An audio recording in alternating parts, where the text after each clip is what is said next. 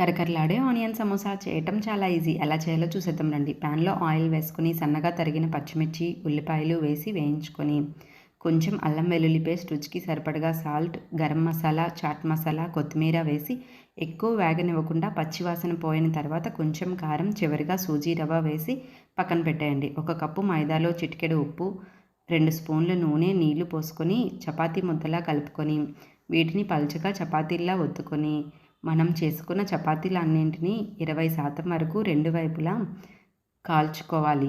ఇలా చేసుకున్న చపాతీలని ఈక్వల్‌గా కట్ చేసుకొని షీట్స్ రెడీ చేసుకోవచ్చు. ఈ షీట్స్‌ని మనం ఫ్రిడ్జ్‌లో స్టోర్ చేసుకొని ఎప్పుడైనా సమోసా చేసుకోవచ్చు. వీటిని ఇప్పుడు వీడియోలో చూపించిన విధంగా ఫోల్డ్ చేసుకొని మనం చేసుకున్న ఆనియన్‌ను దీనిలో ఫిల్ చేసి వాటర్ కలిపిన మైదాతో స్టిఫ్ చేసుకొని మరిగిన నూనెలో వేసుకొని గోల్డెన్ కలర్ వచ్చేంత వరకు వేయించుకుంటే స్పైసీ అండ్ కరకరలాడే ఆనియన్ సమోసా రెడీ. నచ్చితే మీరు ట్రై చేసేయండి.